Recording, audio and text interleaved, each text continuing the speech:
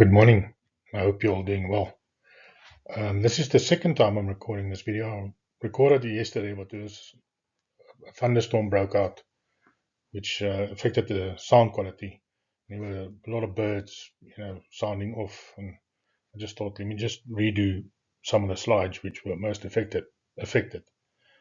So I found something again, and it blew my mind again. And this video is entitled "Jesus' Age Added to the Timeline. Checksum Achieved."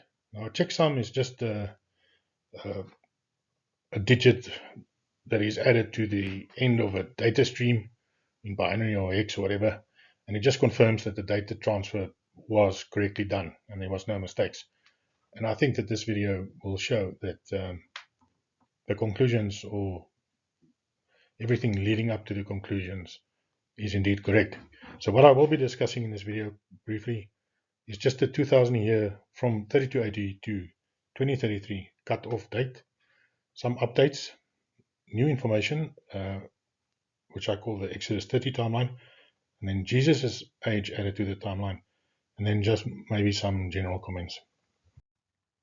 Some of you will remember that I had the Nissan 14 and 15 calendars separate at some point, and then I combined them.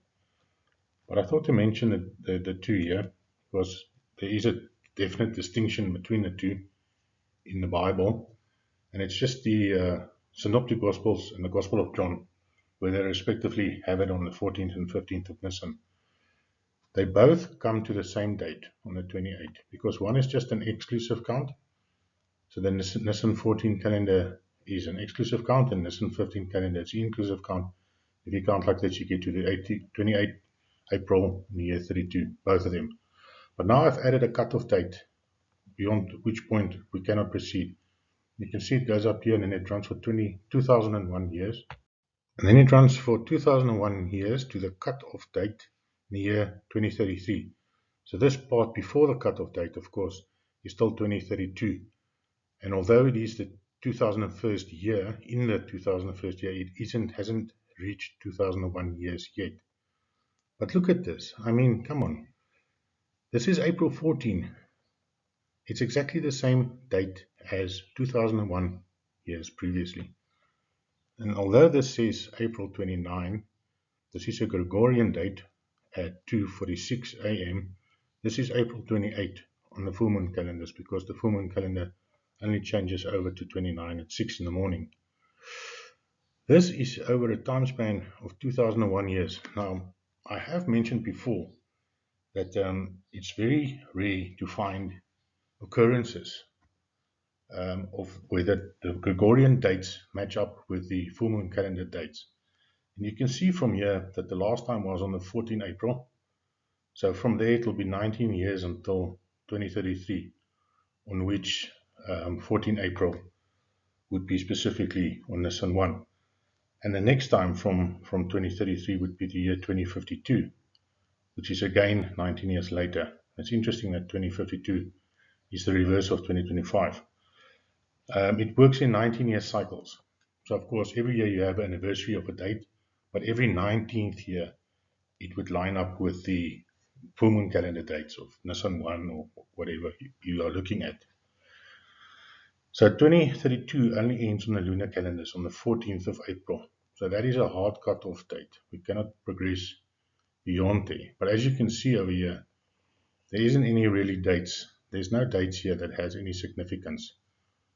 And that is why I don't believe that we'll ever progress to this point. Okay, so I just quickly need to mention that I updated a mistake that I found over here. And this happened between my copying between the Nisan 15 and 14 calendars and not updating correctly, but it is correct now. And what this basically is just a count from Nisan 1 and Nisan 10 Palm Sunday to the 14th of December. And you can see the day counts over there. And then the second half of the day counts were just taken from the 1st of January to see what date we get. And we got the 4th and the 13th of December.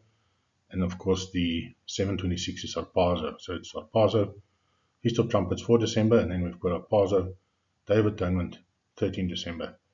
And this is correct. I thought just to quickly mention it in case some of you picked it up.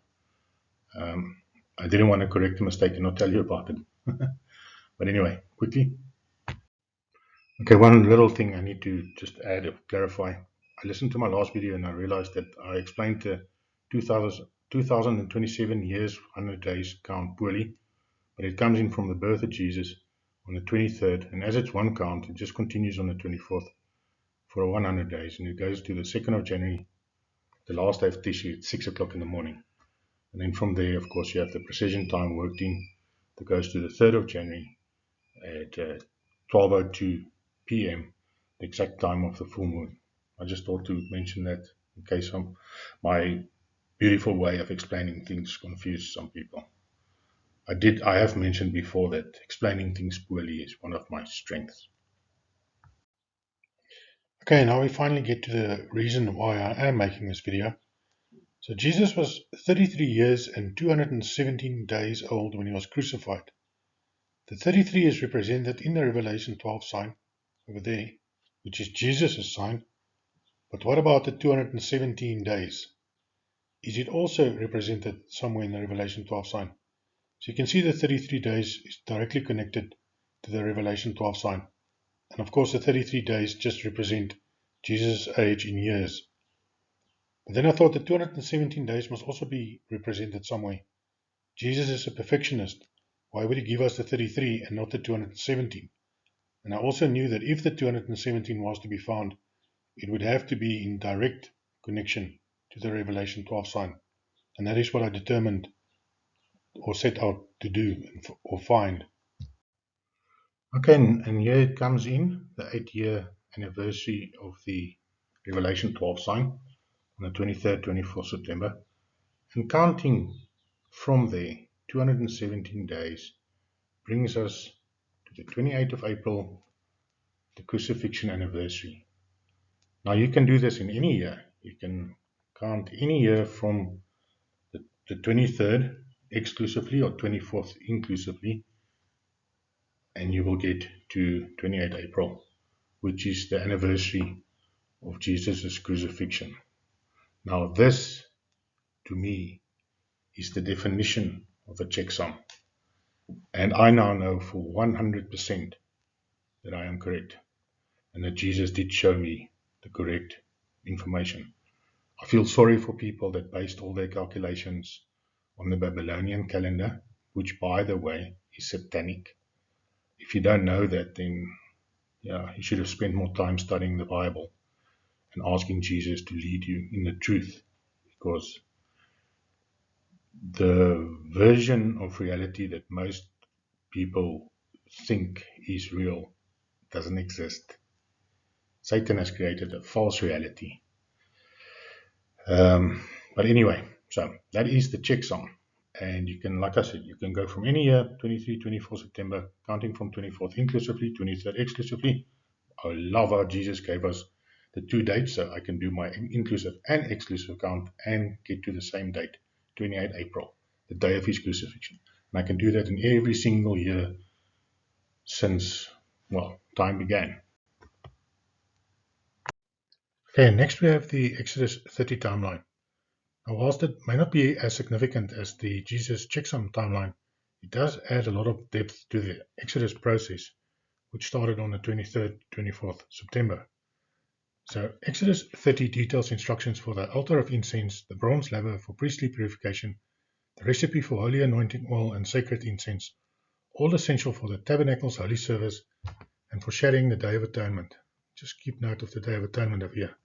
Emphasizing purification and priestly consecration for atonement, with 250 shekels being part of the incense spice recipe. It is a purification process. On the timeline, it runs from the 2000-year anniversary on the 28th of April 32 AD, on which Jesus atoned for our sins, to the 2nd of January 2026, which is also 21 days after Moses came down the mountain the second time. You can see the 21 days over here. On December 13, the Day of Atonement, the day on which we received our second harpazo alert. So Moses came down the mountain. 21 days later runs to the 2nd of January. We also have the 28th April year, which of course then is 217 days after the Revelation 12 sign anniversary, and the 217 days is the day part of Jesus' age, and it also runs to the 2nd of January. Then also we have the 2027 year 100 days timeline, Jesus' timeline, coming in, and it also runs to the 2nd of January. So at 6 o'clock in the morning on the 2nd of January. Then we have to add the precision time to that, which is 1 day, 6 hours and 2 minutes, to bring the Mazzaroth in line with Earth, because there's a time lag. And then we get to the 3rd of January, 12:02, which is the exact time of the full moon.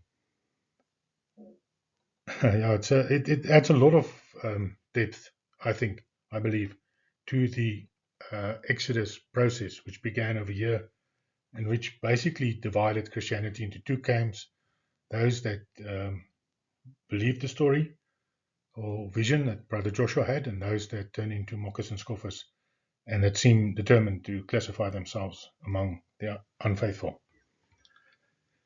Then this is the third or fourth time that I have recorded this specific slide. Every time something goes wrong, I've had power interruptions, but this is the last time I've had power supply interruptions. But the previous time, as I was speaking, this 28 April caught my eye, and I realized that it's exactly 7 years from 28 April in the year 2033, and my spirit sank, because, whilst it's only a couple of months away, for me that would feel like a lifetime. But then as I was still speaking and thinking about all this now, with another section of my brain, it's all happening within seconds of each other, I realized, but it can't be, because the 28th of April is, of course, after the cut-off date on the 14th April in the year 2033. So my spirit rose again. But then I thought, but 28th April could be the cut-off date, because it's a much more significant day, the crucifixion day, than 14 April. And my spirit sank again. But then I thought, but this 28 April and 14 April, which we didn't slot in over here, is not on the correct full moon calendar date of Nisan 1 or Nisan 14, 15 respectively. And my spirit lifted again. But then now thinking about it, I don't know if it has to be. So what I did is I ran 1,260 day count from 28 April, and it came to the 8th of October in the year 2029, which is coincidentally the Day of Atonement on the full moon calendar. And as you know, these days only happen once every 19 years. So whilst I am not saying that 28 April is of significance there in the timeline going forward, I won't discount it either. Previously, I had the 17th of January as the last day, but there is a possibility that it could be 28 April. Of course, running from 8 October in the year 2029, 1,260 days there, brings us to the 1st of February. I don't have the information in front of me, but I think it's the 1st of February, and it isn't a date of any significance. This is in the year 2033, although there could be a day count from there. But this to me is an extremely high watch date, because you can see it's a confluence of data points. So anyway, guys, this is all from me. God bless each and every one of you. Goodbye.